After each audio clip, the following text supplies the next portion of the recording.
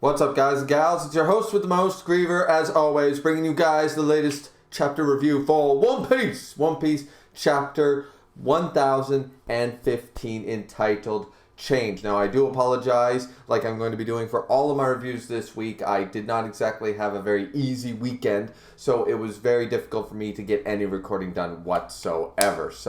And unfortunately, Monday was sort of no different, and now we're here. It's Tuesday. These reviews are all going to be late, but I'm still planning to get them all out. With that out of the way, let's talk. Honestly, the beginning part of this chapter wasn't really the interesting part. It was sort of the aftermath of the big shocker that Luffy's in the water, that Luffy's been defeated, that Kaido announces it to everyone, and everyone's losing their morale. Like, that was the intention, once again, the loss of morale. We know how great morale is in a big battle like this, in a war on this scale. We know that the morale is going to affect how everybody fights. So, really, that's what we're seeing here. We're seeing a lot of the aftermath.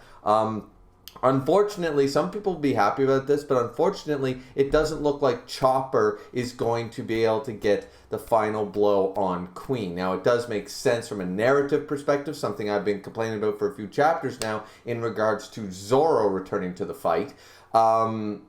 It still sucks for Chopper because now they're going to try to make Sanji shine a little bit here. Whether Sanji is the final combatant who finally takes down a Yonko commander all on his own, well, not really, because Queen is very heavily damaged, but you know what I mean, that he's going to take down Queen. That seems to be the implication here. And that Chopper did what he could, and now Chopper's going to do his job as the ship's doctor instead. Maybe Marco will help him out if someone can help him with King. Who knows? But I'm disappointed from that perspective because I don't think anybody expected Chopper versus Queen as the final clash in Wano, as the final clash for Queen, and that Chopper was going to get such a big fight to himself. But it makes sense in the same way that Chopper hates Caesar. He also hates Queen. He hates people that misuse, of course, medicine and science for these nefarious things. So from a narrative, for a character development standpoint, it made a lot of sense for Chopper to go Monster Point. We got the scene that maybe he could extend or even improve his Monster Point form, and we sort of all figured, I heard quite a few theories of people going, will Chopper, go further, go to the next stage of Monster Point or something. And that doesn't seem to be the case, because then, of course, we have Sanji doing a crazy rotisserie kick to Queen's face, still carrying Zoro, of course. Sparrow also gets smacked by Queen's, flung body, and he gets smacked away and stuff, and he seems to be not necessarily unconscious, but at least now those arrows are not going to be pesky for at least a few, seconds, minutes, maybe Sparrow is now comatose, who knows. Remember that's who Nekomamushi is looking for. Nekomamushi is looking for Sparrow specifically, so maybe that will all come full circle there. This is where, a lot of the people, like Momonosuke does an amazing job here later on in the chapter, but right here, like Zoro and Sanji were like the only ones. I won't say the only ones necessarily, but they were the ones last chapter when Kaido was doing the whole thing about, hey, Straw Hat's been defeated, he's sinking to the bottom of the ocean right now, sorry, he lost, so here's the deal. And everybody was, once again, at the beginning of this chapter, we see the morale loss, we saw it in the last chapter. Here, like Sanji and Zoro both said, screw that. They have total faith in their captain. And Sanji, and this is a plus for Sanji's character, because Sanji just says to Chopper, like, after all the time we've been together, which realistically, they've spent less than a year, roughly, together as a crew. Like, legitimately, they spent about a year. The 2-year time skip, they didn't really spend time together. And I think the journey was only like 6 to 8 months pre-time skip. So it's sort of a funny way to say it, but of course we've been with these characters for 20 years, so it just makes sense to us. And Sanji just says, how many miracles have you seen him pull out? It's like, it's Luffy. We have that undying loyalty, that undying faith in our captain, and you love to see it. So that's where, of course, he hands Zoro over to Chopper. So finally, even if Law isn't going to do what his job is, for God's sakes, at least Zoro now might be able to be healed up so he can join the fight once again. Maybe he won't take on Kaido anymore. That would be a bit of a shame. but who knows what Zoro will get involved with. I just really need Zoro back in the fight by the end of the arc. I really do. I think that was way too premature. No matter how impressive, some of the most impressive feats in the entire arc go to Zoro, still, to be the first one down and out in the main battle, it still rubs me the wrong way. That being said, and we also see Marco there going like, I really like these guys, you know? Straw Hats and Luffy specifically always turn the right allies, you know? Like, you know, he makes friends with everyone from Impel down. Luffy makes friends with everybody like Whitebeard. He's friends with Shanks. He's always turning people, right?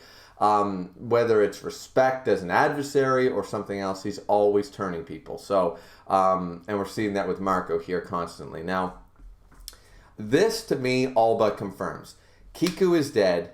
Kanjuro is dead. For sure, Kanjuro is dead, and I believe Kiku is dead. And now, Kinemon did survive the blow that Kaido struck down on him. Impressive feat by Kinemon. But we do get a scene here showcasing sort of him and Momonosuke sort of past after they were transported by Toki and all the stuff that sort of went down. And now, you know, in a very, because of course we can't dedicate a whole chapter or anything like that. The pacing needs to be quick for Wano. Wano is already the longest arc in One Piece, and I don't think it's exactly in the last 5 chapters yet. It's going to keep going. So that being the case, we do see him continue to struggle. His blades are broken. He still tries to stab Kaido. Doesn't seem to do anything. You know, it just shanks against him. He tries to break through his tough scales, tries to break through his skin. It doesn't appear like it does anything. And this is where Kaido takes a sword and just stabs right through the chest of a bloody and beaten Kinemon. I think that this means Kinemon is dead. You know, I really do. Or he's going to die. He might survive long enough to say his goodbyes at the end of the arc or something maybe. But even that, I really see it as unlikely. I think that we've just seen triple character death here. So there is that. That's a big thing. And this is, of course, where we did not see Momonosuke took one of the frog weird thingy. I forget what the squirrel girl's called or whatever. But one of the basically the walkie-talkies, the speakers that are used in Wano. And so he's crying, of course, he's weeping, but he decides to do exactly what Luffy told him. Momo tell them, I'm going to win, I'm going to beat Kaido. So he goes on the Den Mushi, the frog mushi, and he says, I don't care. He says, you know, I'm going to pass along Luffy's words. Luffy is alive. He tells me that he will return to the battle. And for all we know, because remember, he can hear the voice. He's hearing these voices, and we don't know where they're coming from, but he's hearing the battle. He's hearing, like, the Conqueror's Hockey or something. He's hearing something more, something unforeseen that we don't see yet. I don't know. There's theories floating around, but maybe he's still, because after this page, we do see that, of course, a lot of people said now that Luffy's in the water, Law's crew with the submarine will probably find him. You know, that wasn't a bad theory, and here it's proven correctly, and they even said, the crew even says, how can he be speaking to us under the water? I don't know, just help him. They knew where to look. They were circling around, and they were like, I hear something. I hear, you know, I can hear it. So Luffy is, you know, still speaking somehow, and it's incredibly interesting, unless it's not Luffy and it's somebody else speaking in place.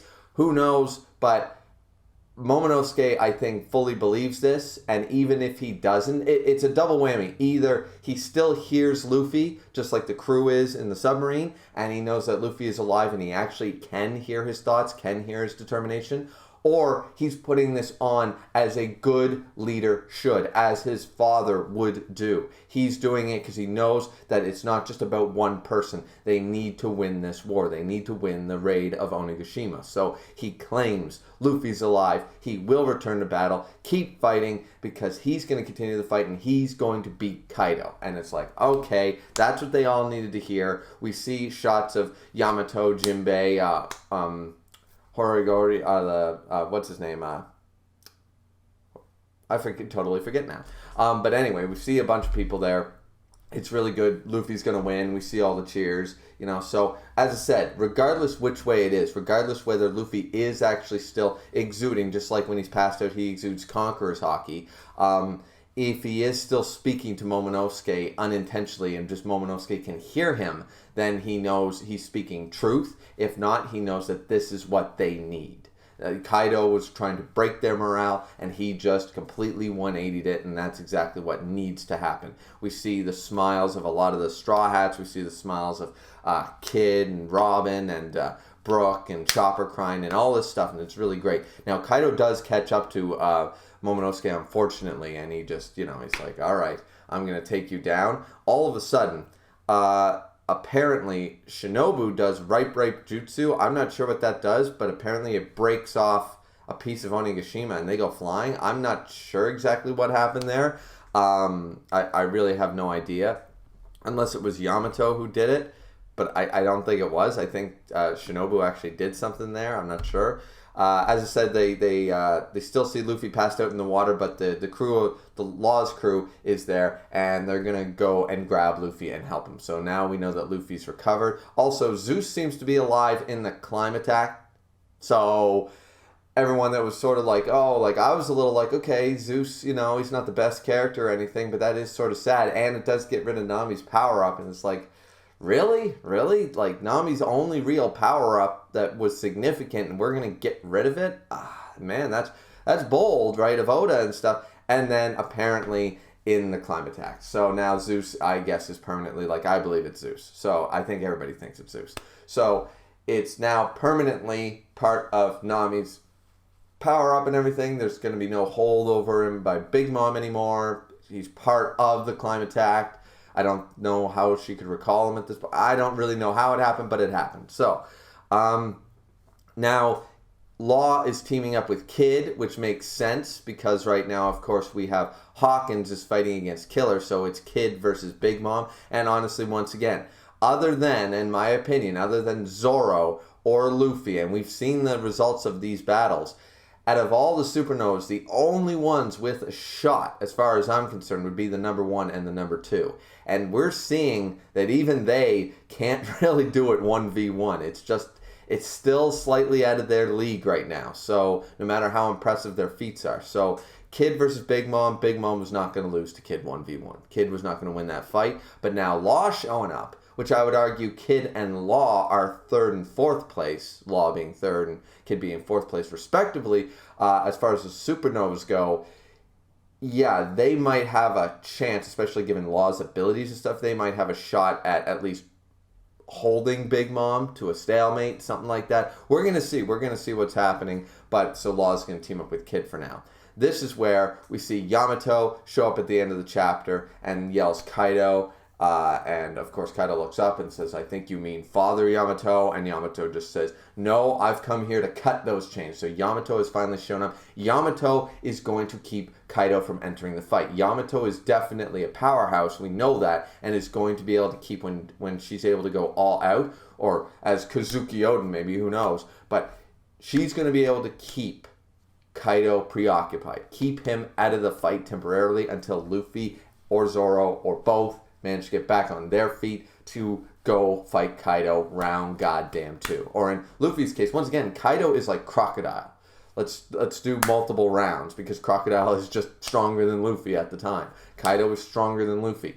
But it keeps coming back, a glutton for punishment sort of cycle, and that's what we're seeing here. I talked about that in the previous review, but I think this chapter was pretty good setup. Pretty good hype building. Nothing necessarily like, oh my god, everybody's going to be talking about this one page, this one panel. There's a lot of things we don't understand quite yet. We're sort of building up to, I think, the final act of the final round of the war. We're starting to see a lot of people injured. A lot of people been fighting. A lot of people are exhausted. We're seeing the numbers dwindle. I don't think that, this is going to keep going on and on and on. I think now we're finally entering the final stages of this raid on Onigashima, and we're actually going to see some KOs of the Topiropa. We're going to see some legitimate KOs of the commanders. I don't know about the Yonko. I don't know who else is going to die. We already have 3 dead. I think there's still going to be a few more deaths. I really do. I don't think 3's enough for Wano. I think we're going to have a few more. Actually, there's been more deaths. We had Yasue and stuff like that. But I think we're going to see a few more deaths before the end of the arc. But what did you guys think of the chapter? Chapter 1015. I thought it was just, once again, just a really good chapter. I enjoyed it. Is it perfect? No. But once again, it's hype building. It's set up. Not every chapter can be the reveal of Conqueror's Haki as armament or anything like that. It's not every chapter can't be like that because we have so many characters right now involved in Wano, so many important battles going on that we're just going to have to split up the attention like this. It's just the way pacing works, and I'm fine with it. But what did you guys think? Like, comment, and subscribe as always. And check back here next time when I'm actually on time for the next chapter of Peace That Is One Piece. Like, comment, subscribe. Don't forget to drink responsibly as always. This has been Griever. We'll see you back here next time. Peace out.